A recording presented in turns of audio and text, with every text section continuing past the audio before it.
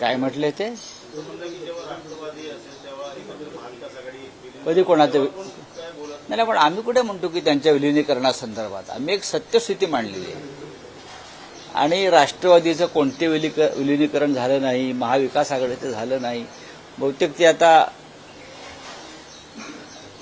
दुसऱ्या पक्षात गेल्यामुळे त्यांची भूमिका बदलली असेल, पण हा विषय काय आजच्या चर्चेचा नाहीये. बोला. अशोक खराब प्रकरणामध्ये रुपाली चाकण यांच्या बहीण प्रतिभा चाकण यांना ईडीचा समन्स पाठवण्यात आलेला आहे. पण आता याच्यावरती मी काय बोलू?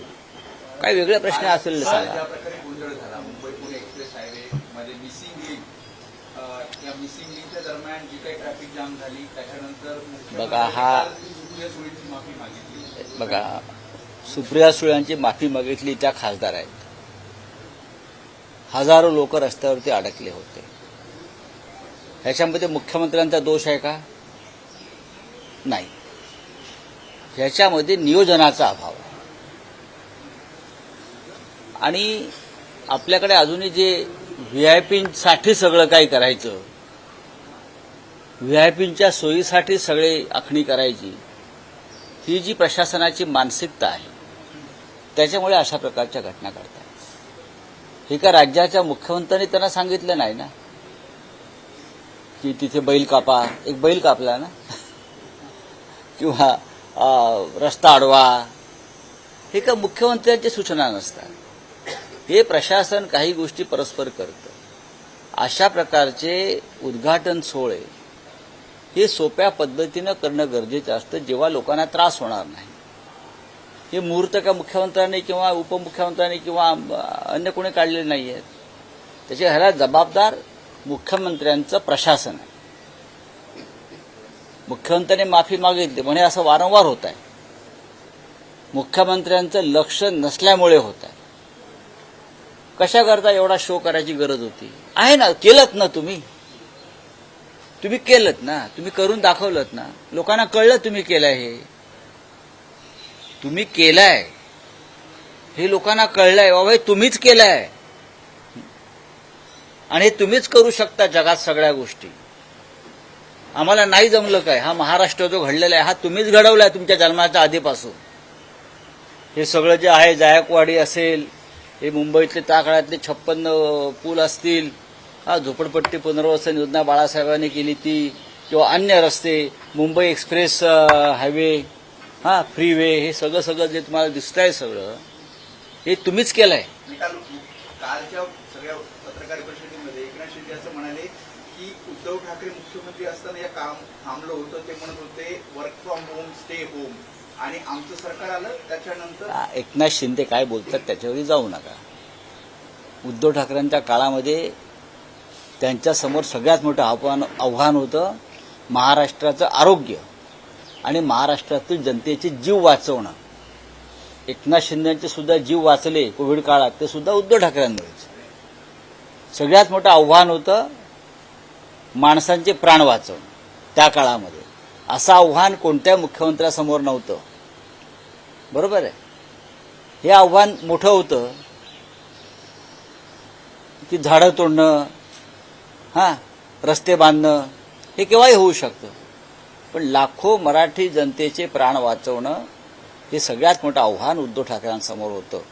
एकदा एकनाथ शिंदे यांनी अयोध्येला जाताना गंगा नदीची पाहणी करावी आणि आसपासच्या लोकांशी बोलावं. तिथे किती हजारो प्रेतं कोविड काळात कशी फेकण्यात आली होती. महाराष्ट्रावरती ही वेळ उद्धव ठाकरे साहेबांनी येऊ दिली नाही. याबद्दल उपमुख्यमंत्र्यांनी कृतज्ञता व्यक्त केली पाहिजे. खरं म्हणजे राजकीय मतभेद असले तरी मिसिंग लिंक, हा लिंक, तो लिंक, सगळं ठीक आहे. पण हे किती मोठं काम त्यांनी केलं आणि ते काम घरूनच बसून करायचं होतं. लोकांना घराबाहेर पडून न देणं हे मोठं आव्हान होतं त्या काळामध्ये जगभरात. आणि महाराष्ट्रानं ते आव्हान पेललं. जर मुख्यमंत्रीच बाहेर पडले असते तर जनता बाहेर पडली असते आणि माणसांचे बळी गेले असते. यांना कळतं का? नाही कळत त्यांना हे, म्हणून ते असं बोलतात. काल गॅसचे भाव वाढलेले आहेत. पुन्हा एकदा निवडणूक संपताच गॅसचे भाव वाढले. येणाऱ्या काळात आणखी भाव वाढण्याची शक्यता नक्कीच. प्रवास महागणार आहे. प्रवास महागतो आहे. हवाई प्रवास महागणार, बोटीचा प्रवास महागणार. रस्त्यावरचा प्रवास महागणार, जिथे जिथे पेट्रोल डिझेल आणि इंधनाची गरज आहे ते सर्व महागणार आहे. मोदी जे म्हणतात सबकुछ ठीक आहे, ते सबकुछ ठीक नाही. ते फक्त सबकुछ ठीक पश्चिम बंगालच्या निवडणुकांचं मतदान होईपर्यंत सबकुछ ठीक असतं. आता यापुढे नाही. जे काही अंदाज मानले जातात पश्चिम बंगालचे या सगळ्या संदर्भात काय वाटतं तुम्हाला? ममता बॅनर्जी या 180 ते 185 विधानसभा जिंकून बहुमतानं पुन्हा सत्तेत येते. अमित शहाना आत्मविश्वास आहे. अमित शहाना आत्मविश्वास कोणताही असू शकतो. आत्मविश्वासाला काय कुठलं कुलूप लावलेलं नाही ना. फसफसणारा आत्मविश्वास आहे. माणसानं खोटेपणाचा कळस गाठला की माणसाचा आत्मविश्वास वाढतो. त्यांच्या आत्मविश्वासाला झालं काय? पण ज्याने ममता किंवा त्यांच्या कार्यकर्त्यांनी ज्या प्रकारचं कार्य केलेलं आहे, काम केलेलं आहे, मला असं वाटतं, मी जी माहिती घेतो की ममता बॅनर्जी यांचा विजय व्हायला हरकत नाही. एमएसआरडीसीचं एक वेगळं कोइन्सिडन्स पाहायला मिळतं. तुम्ही त्याच्याबद्दल काल एक्सपोज देखील केली आहे की खासगी जमिनी घ्यायच्या, त्याला ग्रीन करायच्या आणि पुन्हा एक त्यांना द्यायच्या. काही कोइन्सिडन्स नाही, असं आहे की रिक्लेमेशन केलं आंध्रा खाडीत सिलिंगजवळ 56 एकर जमिनीवर जी हरितकरणासाठी जमीन ठेवली होती. तो ग्रीन झोन होता, तो गौतम अडाणींना देऊन टाकला. बरोबर आहे. आणि आता ग्रीन झोनसाठी इतर जमिनींचं ॲक्विजिशन करतायत. हा काय प्रकार आहे? असं मी विचारलं, हा काय प्रकार आहे? कोणाचे पैसे तुम्ही उडवताय?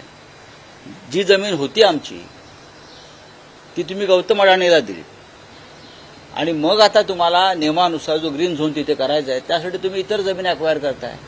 हा नालायकपणा आहे. सर, एकंदरीत बोलिये. काल पाहिलं गेलं की काल जे महाराष्ट्र दिन होता, ज्या हुतात्मा चौकावर सगळे जाऊन इकडे अभिवादन करतात, तिकडे सजवलं देखील जास्त गेलं होतं. याबद्दलचा प्रश्न मनसेअध्यक्ष राज ठाकरेंनी उपस्थित केला. कशा गोष्टीकडे बघतात? मग काल मी काय वेगळं सांगत होतो? आपण जाऊन अवस्था बघा कसे तडे गेले आहेत. हुतात्मा स्मारकाला तडे गेलेले आहेत. आपण जाऊन पहा, हे मी काल सांगितलेलं आहे.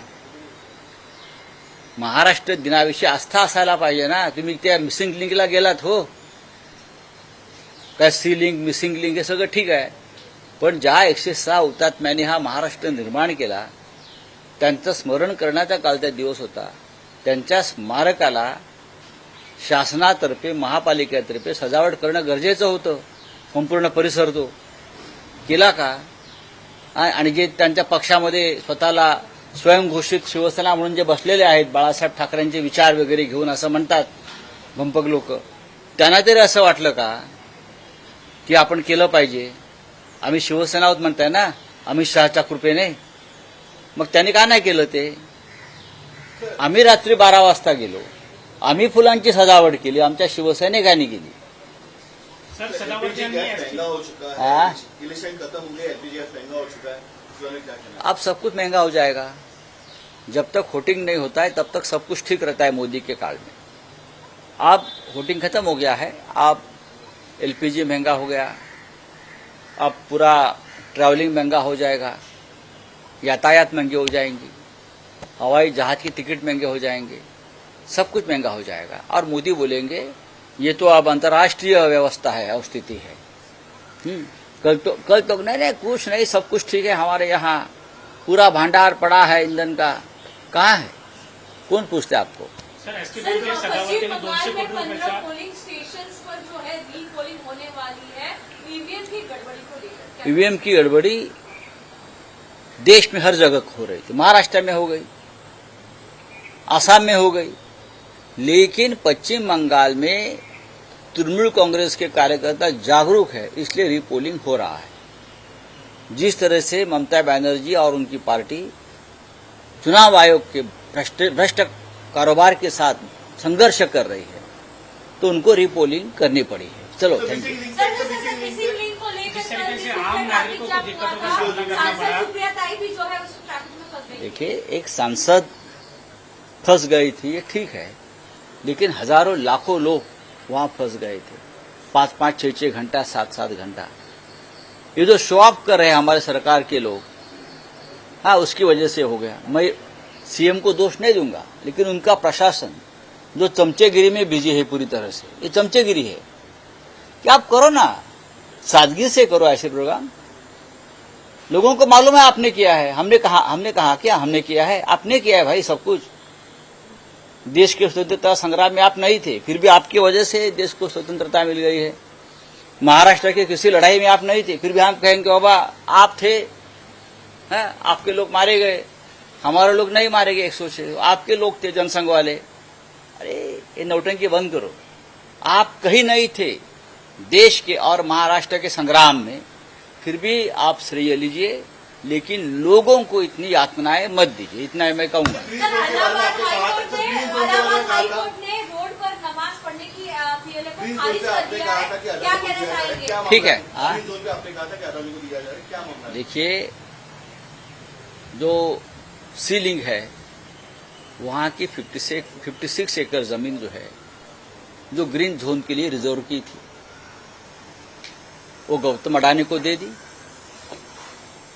और अब ग्रीन जोन तो करना चाहिए नियमों के अनुसार, तो लोगों की जमीन एक्वायर करने का काम चल रहा है। जो हमारी जमीन थी वो गौतम अडानी जी को दे दी। ये कौन सा व्यवहार है? और अब 56 एकड़ जमीन लोगों के आसपास के लोगों से पकड़कर अब वह ग्रीन जोन बनाएंगे। जो हमारी जमीन थी सरकार की, वो अडानी को दी। क्या चल रहा है?